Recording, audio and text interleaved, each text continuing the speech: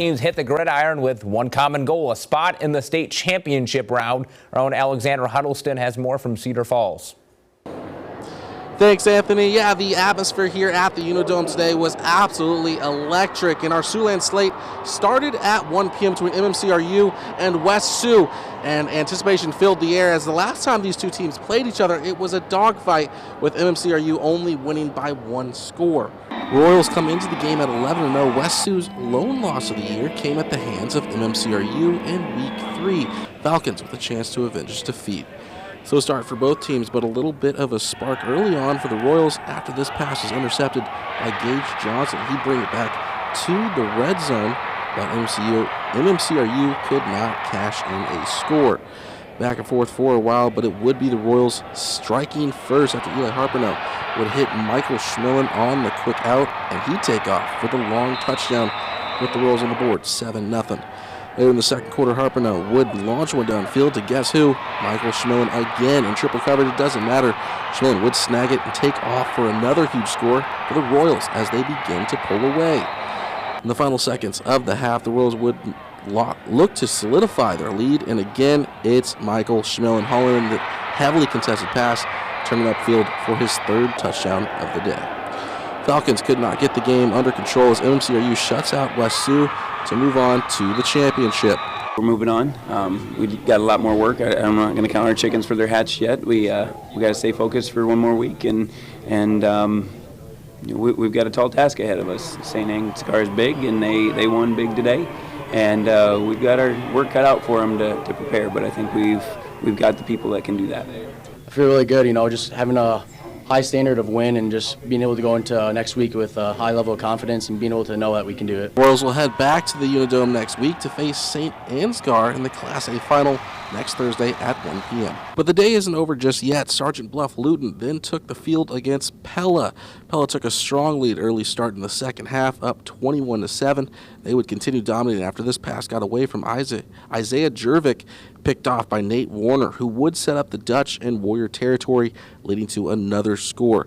Warriors would finally find the end zone again in the fourth quarter with Beckett Veros up the middle, the junior getting his second touchdown of the night. He would finish the game with 131 yards on the ground on only 16 carries. But even with his powerful running, SBL was shut down and fell too far behind to get back in this one. Pella takes this win, 35-14.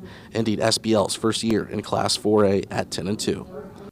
I'm just really proud of the guys. The work we put in from the summer to now, it's a true testament of all the hard work we put in. And I'm just really proud of those guys, and I love those guys.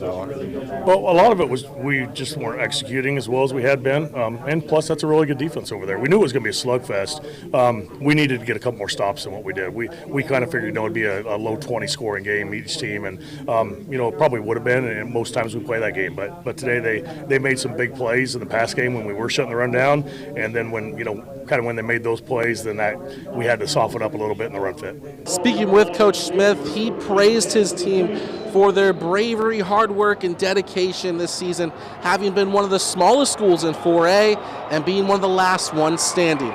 From the Unidome, I'm Alexander Huddleston for KC9 Sports. Anthony, back to you. What's going on, Anthony? Yeah, another fantastic day here in the Unidome for Iowa High School State Football Semifinals. Now, we only had one matchup in Siouxland, and it was West Lyon, undefeated, taking on the South Hardin Tigers. Now, this is the second straight year West Lyon has made it to the Unidome, but the first time in 1A. Both West Lyon and South Hardin sit in the top 5 for Class 1A's all-purpose yards. Winner moves on to the next week's championship. It was a pretty slow start for both teams, but South Hardin would finally score first the second quarter. However, the Wildcats would answer right back.